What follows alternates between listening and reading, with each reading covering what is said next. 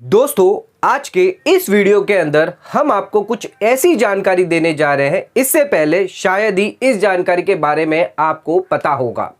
दोस्तों, कई बार हमने सभी से ये सुना होता है, जो भी एक्सपर्ट होते हैं या कई बार अपने फैमिली मेंबर्स, फ्रेंड्स से हमें ये सुनने मिलता है कि हम 10 लाख तक अगर कैश डिपॉजिट कर देते हैं तब इनकम टैक्स डिपार्टमेंट हमारी रिपोर्टिंग नहीं करता। यानी जो बैंक है वो इनकम टैक्स डिपार्टमेंट को रिपोर्टिंग जो है वो नहीं करता। लेकिन अगर आप 10 लाख रुपए से ज्यादा अगर कैश डिपॉजिट कर देते हैं तो उस केस में जो बैंक है, पोस्ट ऑफिस है, जहां पर भी आपने अपना अकाउंट खुलवाया, चाहे सेविंग अकाउंट हो या करंट अकाउंट हो या कोई और अकाउंट हो, 10 लाख से ज्यादा अगर आप जमा कर देते हैं तो उस केस में आपकी reporting bank income tax department को कर देता है और जो इनकम टैक्स डिपार्टमेंट है वो आपको नोटिस भेज सकता है। लेकिन दोस्तों, अगर हम आपको कुछ ऐसा बताएं कि 10 लाख की जो लिमिट है कैश डिपॉजिट की, ऐसी कोई भी लिमिट नहीं है इनकम टैक्स के अंदर।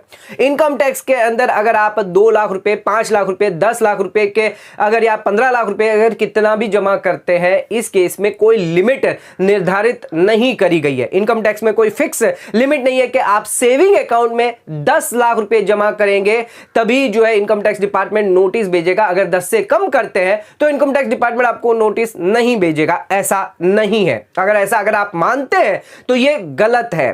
10 लाख हो, 10 लाख से ज्यादा हो या 10 लाख से कम भी क्यों ना हो, अगर आपने कैश डिपॉजिट कर दिया है सेविंग बैंक अकाउंट के अंदर तो उस केस में इनकम टैक्स डिपार्टमेंट आपको नोटिस भेज फिर भी सकता है। यानी कहने का सीधा मतलब यह है कि कैश डिपॉजिट की कोई लिमिट नहीं रखी गई है सेविंग बैंक अकाउंट के अंदर। अगर जो लोग अभी तक ये मानते थे कि 10 लाख से ज्यादा आपको डिपॉजिट नहीं करना है, वो ये सब गलत धारणाएं हैं। आइए इस चीज को पूरा क्लैरिफाई करते हैं। वीडियो बहुत ही ज्यादा इंपॉर्टेंट है। चैनल पर नए तो सब्सक्राइब कर लीजिए और बेल आइकन पर ऑल नोटिफिकेशन पे क्लिक कर लीजिए ताकि आपको आने वाले सभी नोटिफिकेशन रिगार्डिंग हमारे वीडियोस रेगुलरली मिलते रहे। आइए स्टार्ट करते हैं अपने वीडियो को बिना देरी करते हुए।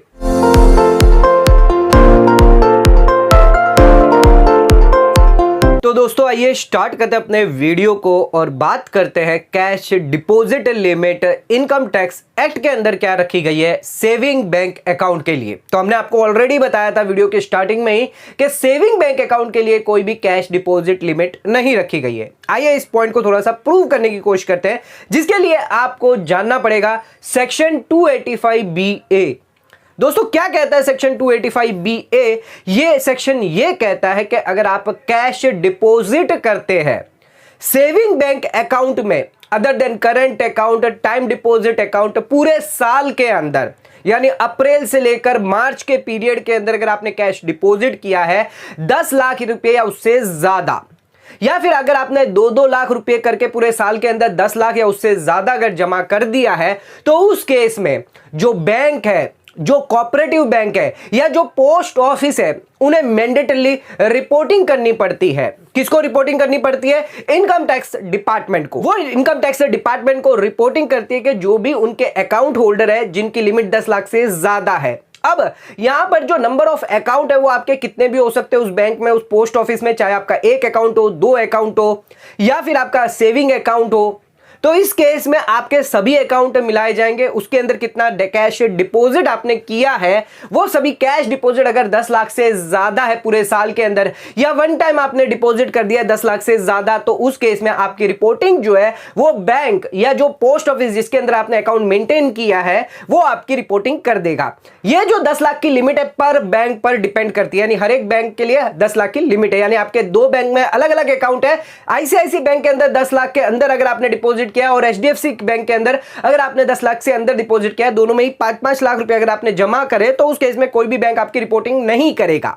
लेकिन 10 लाख से ज्यादा अगर आपने कर दिया किसी भी एक बैंक के अंदर, तो उस केस में वो बैंक जो इनकम टैक्स डिपार्टमेंट को रिपोर्टिंग कर देती है। अब इनकम टैक्स डिपार्टमेंट को जब ये जानकारी मिलती है आपके अकाउंट की कि आपके अकाउंट में 10 लाख से ज्यादा पैसे जमा है, तो इनकम टैक्स डिपार्टमेंट जो इन्वेस्टिगेशन ऑफिसर होता है उन्हें ये सारी डिटेल जो है वो ट्रांसफर कर देते हैं। और जो इन्वेस्टिगेशन जो टीम है वो यहां पर ये वेरीफाई करती है कि आपकी इनकम टैक्स रिटर्न कितनी फाइल करी गई है और कितनी इनकम उसके अंदर शो करी गई है। क्या आपकी इनकम जो है वो मैच होती है जो भी आपने ट्रांजैक्शन रिपोर्ट हुए हैं। अगर वो मैच नहीं होते तो उस केस में इनकम टैक्स डिपार्टमेंट जो है वो आपको नोटिस भेजकर उसके बारे में पूछ सकता है। लेकिन अगर वो मैच हो जाते हैं या फिर अगर आपकी जो इनकम है वो मैच कर जाती है जो भी आपने कैश जमा करा है, तो उस केस में इनकम टैक्स डिपार्टमेंट ज्यादा कोई एक्शन नहीं लेता। लेकिन दोस्तों यहां पर यह जानना जरूरी है कि इनकम टैक्स एक्ट के अंदर कहीं पर भी यह नहीं कहा गया है कि आप 10 लाख से कम अगर डिपॉजिट करेंगे तो इनकम टैक्स डिपार्टमेंट द्वारा आपको नोटिस नहीं भेजा जाएगा।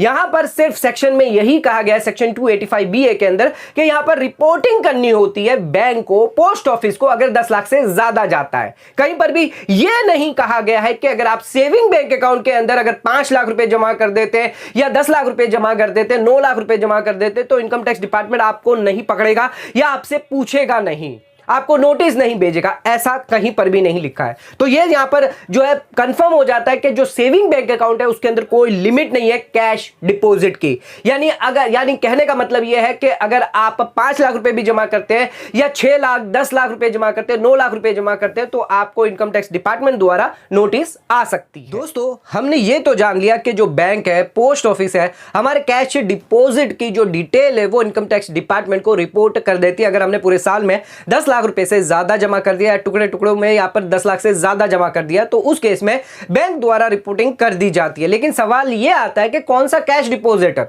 अगर एक बैंक के अंदर मेरे 2 सेविंग अकाउंट है और एक सेविंग अकाउंट से मैंने कैश विड्रॉ किया है और दूसरे सेविंग अकाउंट के अंदर मैंने डिपॉजिट कर दिया है, तो क्या वो भी सेम डेट में, तो क्या वो भी हमारी रिपोर्टिंग कर दी जाएगी? क्या वो भी कैश डिपॉजिट के अंदर, यानी जो 10 लाख की लिमिट है उसके अंदर इंक्लूड किया जाएगा? क्या एक करंट अकाउंट से मैंने कैश विड्रॉ किया और जो दूसरा सेविंग अकाउंट है उसके अंदर कैश जमा कर दिया, तो क्या वो रिपोर्टिंग की जाएगी? या एक बैंक से मैंने कैश विड्रॉ किया और दूसरे बैंक के अंदर मैंने कैश डिपॉजिट कर दिया? तो दोस्तों यहां पर यह समझना जरूरी है कि कैश डिपॉजिट की लिमिट कैसे कैलकुलेट होगी। तो आइए जानते हैं बैंक कैसे कैलकुलेट करता है कैश डिपॉजिट की लिमिट को लेकर। तो सबसे पहले यह जरूर जान लीजिए कि सिर्फ कैश की बात चल रही है यहां पर, यानी जितना भी आपने कैश डिपॉजिट किया है 10 लाख से ज्यादा, वही बैंक जो है आपकी रिपोर्टिंग करेगा। अगर आपने यूपीआई से, नेफ्ट से, आरटीजीएस से या डीडी से कोई ट्रांजैक्शन किए तो उस केस में वो कैश में रिपोर्टिंग नहीं होंगे, यानी जो कैश डिपॉजिट किया है उसके अंदर नहीं गिना जाएगा। इसके अलावा पूरे साल के अंदर देखा जाएगा, यानी 1 अप्रैल से लेकर 31 मार्च तक। अगर आपने 1 अप्रैल को भी कर दिया पिछले साल का,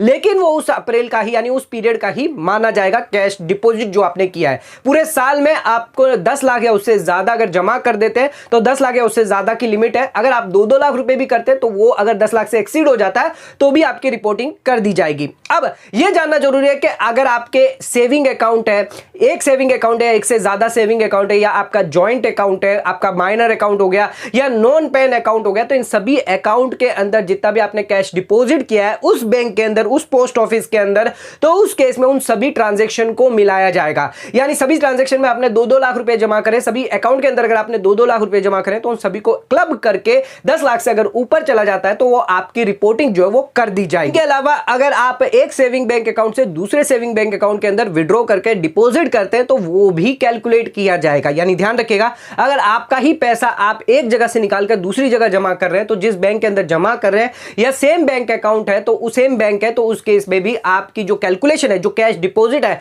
उसमें भी माना जाएगा। अगर आपने करंट अकाउंट से निकालकर सेविंग बैंक अकाउंट के अंदर डाल दिया या एक बैंक से दूसरे बैंक के अंदर आप ट्रांसफर करते हैं, डिपॉजिट करते हैं, तो उस केस में जो भी बैंक है वो आप पूरे साल में ये देखेगी पर्टिकुलर आपके अकाउंट में सभी जितने भी अकाउंट है क्या वो 10 लाख से ज्यादा कैश डिपॉजिट हुए हैं। अगर हुए हैं तो वो सीधे सीधे इनकम टैक्स डिपार्टमेंट को जो है रिपोर्टिंग कर देंगे। अगर आपकी कोई कैश सेल है वो आप जमा करते हैं बैंक अकाउंट के अंदर, सेविंग बैंक अकाउंट के अंदर, तो वो भी देखी जाएगी। इसके साथ अगर आपने कोई कैश रिसीव किया है लोन के रूप में तो वो भी आपके अकाउंट में अगर डिपॉजिट करते हैं तो वो भी कैलकुलेट किया जाएगा। अगर आपने कोई प्रॉपर्टी बेची, संपत्ति बेची, जायदाद बेची है जिसका पैसा अगर आपके पास आया और आपने कैश डिपॉजिट कर दिया तो वो भी इंक्लूड किया जाएगा। तो ये सभी जो कैश जो है वो आपके इंक्लूड किए जाएंगे। जो भी कैश डिपॉजिट किया गया है आपने बैंक के अंदर, सेविंग बैंक अकाउंट के अंदर, तो ये कैलकुलेशन के अंदर जो है वो इंक्लूड किया जाएगा। और अगर 10 लाख या उससे ज्यादा हुआ तो उस केस में आपकी रिपोर्टिंग जो है सीधे सीधे इनकम टैक्स डिपार्टमेंट द्वारा कर दी जाएगी, यानी इनकम टैक्स डिपार्टमेंट को कर दी जाएगी। आइए अब बात करते हैं सोर्स के बारे में।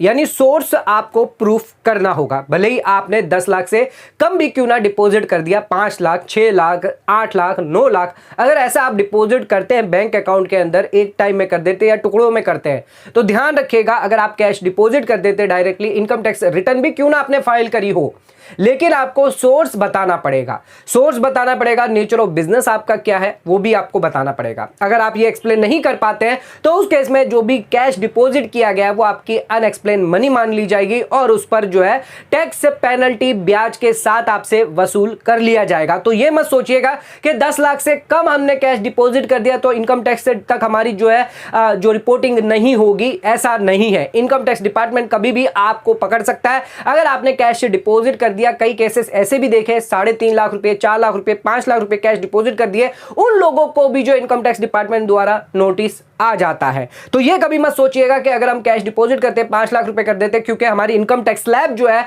वो सीनियर सिटीजन की, सुपर सीनियर सिटीजन की, या फिर हमें 88 से 87 ए का रिबेट मिलता है, उस वजह से हमारी 5 लाख तक इनकम एग्जेम्प्ट है और हमने 5 लाख तक कैश डिपॉजिट कर दिया जिस वजह से हमें कोई भी नोटिस नहीं आएगी, ऐसा नहीं है। अगर आपने इनकम टैक्स रिटर्न में उसको दिखा भी क्यों ना दिया हो, उस पर टैक्स भी अगर क्यों ना भर दिया हो, लेकिन इनकम टैक्स डिपार्टमेंट द्वारा आपको, अगर आपने कैश डिपॉजिट कर दिया सेविंग बैंक अकाउंट के अंदर, तो उस केस में उस कैश की डिटेल आपसे पूछी जा सकती है, उसका सोर्स पूछा जा सकता है कि ये आपने जो है कहां से कमाया। अगर आपका कोई बिजनेस है तो उस बिजनेस की डिटेल बताइए, उसका नेचर बताइए। अगर आपने किसी से लोन लिया है तो जिससे आपने लोन लिया उसका भी सोर्स पूछा जा सकती है। तो ध्यान रखिएगा, अगर आपने 10 लाख से कम भी कैश डिपॉजिट कर दिया है सेविंग बैंक अकाउंट के अंदर तो उस केस में भी आपको जो है नोटिस भेजी जा सकती है। तो आइए अब कुछ एग्जांपल देख लेते हैं कैश डिपॉजिट रिलेटेड। अगर आप सेविंग बैंक अकाउंट के अंदर करवाते हैं तो कैसे आपको करवाना चाहिए और किन किन बातों का आपको ध्यान रखना चाहिए।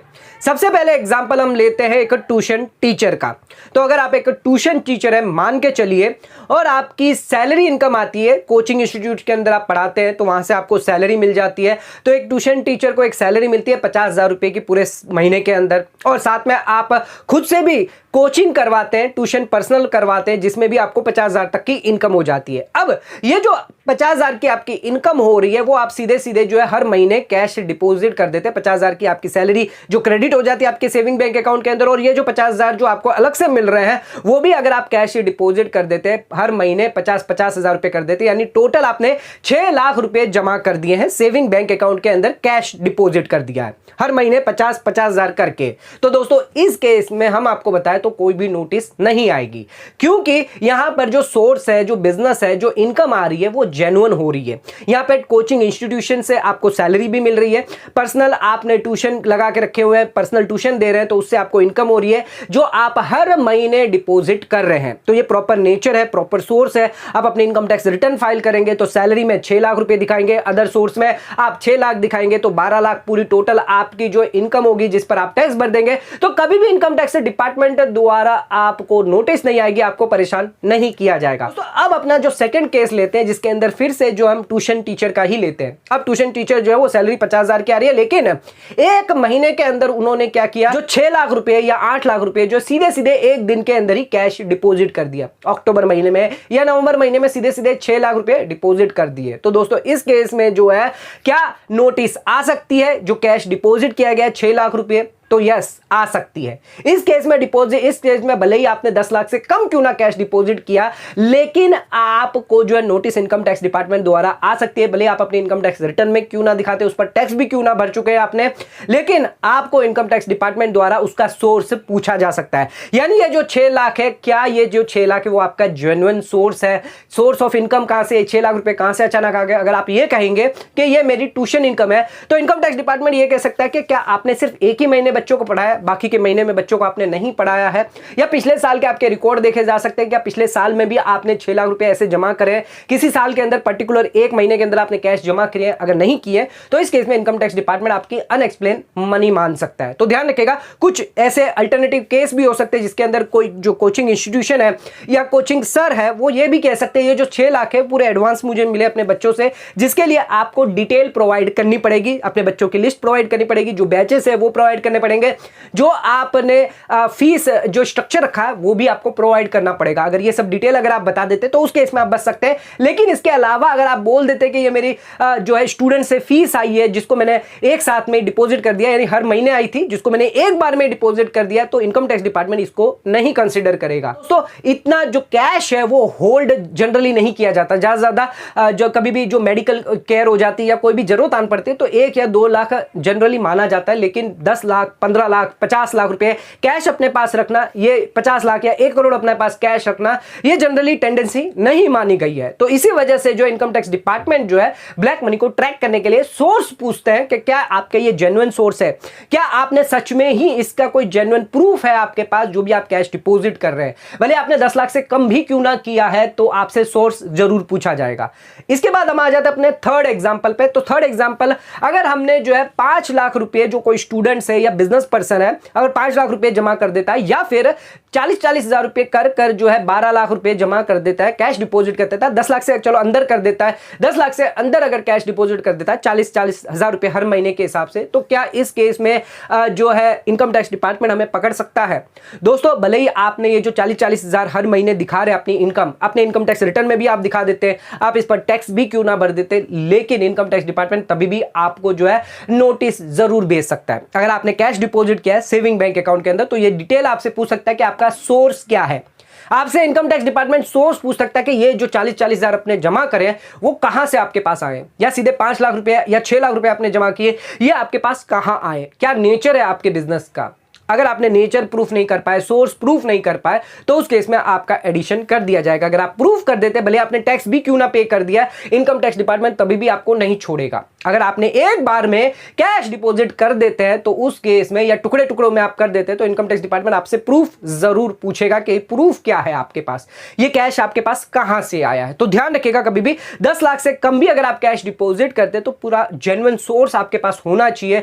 जो भी बिजनेस डिटेल है, या बिजनेस अगर आपका है तो बिजनेस रिलेटेड जो भी सेल परचेज की डिटेल है वो आपके पास होनी चाहिए। ऐसा तो नहीं है जो आपने 5 लाख रुपए जमा करे लेकिन आपकी सेल 10 लाख थी तो आपने सिर्फ 5 लाख ही शो करे हैं, तो ये नहीं होना चाहिए। तो ये ध्यान रखिएगा, सभी डिटेल आपके पास होनी चाहिए। अगर आपने किसी से लोन लिया फ्रेंड से तो आपके फ्रेंड के पास भी प्रॉपर सोर्स होना चाहिए, या अगर आप कोई सर्विस में है तो आपके पास जो सर्टिफिकेट होना चाहिए, चार्टर्ड अकाउंटेंट है तो चार्टर्ड अकाउंट का सर्टिफिकेट होना चाहिए कि मैं चार्टर्ड अकाउंटेंट हूं और जो मेरे क्लाइंट है उसने मुझे जो है 10 लाख या 15 लाख जो मेरी फीस है वो मुझे दी है, उसको मैंने डिपॉजिट किया। तो आपके पास प्रॉपर सोर्स होना चाहिए, प्रॉपर सर्टिफिकेशन होना चाहिए, या बिजनेस डिटेल आपके पास होनी चाहिए, नेचर ऑफ बिजनेस आपके पास होना चाहिए। सोर्स आपको प्रूफ करना पड़ेगा अगर आपने बैंक में 10 लाख से कम भी डिपॉजिट क्यों ना किया हो। अगर नहीं प्रूफ किया तो आप पर पेनल्टी और टैक्स भी लगाया जाएगा। तो इस चीज को समराइज अगर हम करें तो अगर हम कैश डिपॉजिट कर देते हैं एक बार में, सीधे सीधे 5 लाख रुपए 10 लाख रुपए कर देते हैं या टुकड़े टुकड़ों में कर देते हैं, लेकिन उसका प्रॉपर सोर्स आपके पास उस इनकम का